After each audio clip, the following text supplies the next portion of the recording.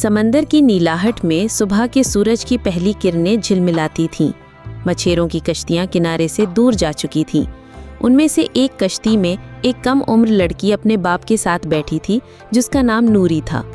नूरी 12 बरस की थी। वो अपने वालिदैन की इकलौती बेटी थी। वो रोज़ाना अपने बाप के साथ उसकी मदद के लिए आती थी। उसे मछलियाँ पकड़ने का हुनर उसे यूं आता था जैसे ये सदियों से उसकी घुट्टी में शामिल हो। नूरी के हाथों में जाल था, आंखों में तजस्सुस और दिल में कुछ ना कही हुई उम्मीदें। वो हर सुबह अपने बाप के साथ समंदर की वसत में उतरती और कुछ न कुछ सीख कर लौटती। कभी वो लहरों के रंग गिनती, कभी गहराइयों में झांकती, कभी बादलों के अक्स में तस्वीरें तलाश करती। नूरी को पढ़ने का बहुत शौक था, लेकिन उसे अपने वालिद की मदद के लिए रोज़ाना समंदर में जाना होता था, इसलिए वो स्कूल नहीं जा सकती थी।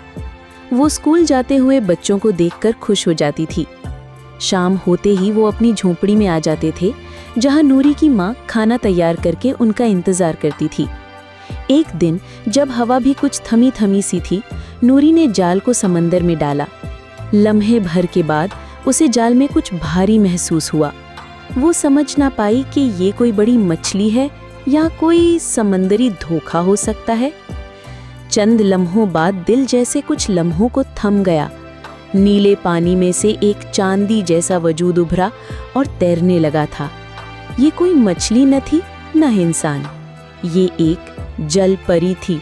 जल परी की आंखों में चांद सा नूर, बालों में समंदर की लहरें और आवाज में साजों की गूंज थी। वो उभर कर सतह पर आई और खामोशी से नूरी को तकती रही। नूरी हैरान थी, लेकिन खौफज़दा नहीं। जल परी ने मुस्कुराया, गोया उसके दिल की बात सुन ली हो। उस दिन नूरी ने किसी से कुछ ना कहा। अगले दिन जब वो फिर बाप के साथ निकली, वही मकाम चुना और जल परी फिर आई। वो बोलती कम थी, मगर उसकी आंखों में किस्से तैरते थे।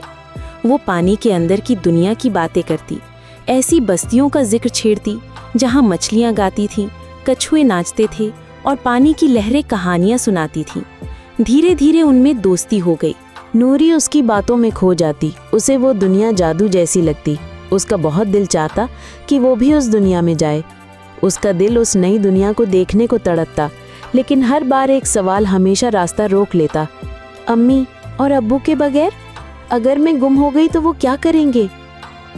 एक दिन जल परी आई तो जल परी ने एक सोने का चमकता हुआ सिक्का नूरी की हथेली पर रख दिया। सिक्का चमकदार था, मगर नूरी ने उसकी चमक से ज्यादा उसमें छुपे राज को महसूस किया। नूरी ने सिक्का ले जाकर करीबी सुनार को दिया। सुनार ने गौर से सिक्का देखा, फिर एक मामूली सी रकम दे दी। नूरी ने वो पैसे लिए और गांव के बच्चों के लिए किताबें, कापियां और पेंसिलें खरीद लीं। वो अपने लिए कुछ न खरीद सकी क्योंकि उसके पास पैसे ही नहीं बचे थे। अगले दिन जब नूरी ने जल परी को बताया कि सिक्का कहाँ खर्च हुआ, जल परी खामोश हो गई। फिर एक लम्हे बाद बोली, सुनार ने तुम्हें धोखा दिया है। ये सिक्का मामूली नहीं था, लेकिन तुमने बहुत अच्छा किया। फिर वो दूसरा सिक्का ले आई। इस बार नूरी ने गांव के बच्चों के लिए कपड़े खरीदे, कुछ छोटे जूते, कुछ गरम शालें और कुछ रंग बिरंगे रुमाल जो बच्चों की आंखों में खुशी ले आए। नूरी फिर भी खुद के लिए कुछ न खरीद सकी।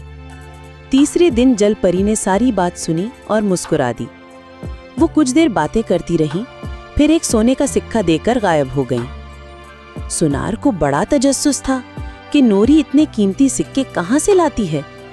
उसे पता चल गया था कि ये शाही सिक्के हैं। अगले दिन जब जल परी ने तीसरा सिक्का दिया, सुनार झाड़ियों में छुपा देख रहा था। वो खामोश रहा, क्योंकि उसे इतने कीमती सिक्के मामूली सी रकम के एवज मिल रहे थे। वो थोड़ी सी रकम देकर सिक्का खरीद लेता, लेकिन शहर के बाजार में बड़ी रकम लेकर वो सिक्का बेच आता। यूं उसके वारे न्यारे हो गए। रोजाना ऐसे ही होने लगा। चंद दिन बाद नूरी के घर के सामने घुड़सवारों की चाप सुनाई दी। बादशाह के सिपाही आए थे, उनके साथ सुनार भी था। वो नूरी को महल ले गए। महल की दीवारें बुलंद थीं, सुतून संगमरमर से बने थे और वसत में एक सोने का तख्त था जिस पर बादशाह बैठा था। वो उम्र रसीदा मगर होशियार नजर आता था। उसकी नजरें नूरी के चेहरे पर टिकी थीं। नूरी ने झुककर सलाम किया और बादशाह ने पूछा, ये सोने के सिक्के तुम्हें कहाँ से मिलते हैं? नूरी ने एक लम्हा भी जाया न किया। उसने सच बता दिया, परी, सिक्का, किताबें, कपड़े, सब कुछ, क्योंकि झूठ उसके मिजाज में न था। महल में सन्नाटा छा गया। बादशाह ने कुछ लम्हे खामोशी से गुजरने दिए, फिर गहरी सांस ली। उसने बताया कि कुछ माह पहले एक शाही कश्ती समंदर में डूब गई थी, जिसमें खजाने के सिक्के भी थे। शायद जल परी को वो सिक्के मिले थे। इसके बाद बादशाह ने सबके सामने ऐलान किया, ये लड़की चोर नहीं, अमानतदार है।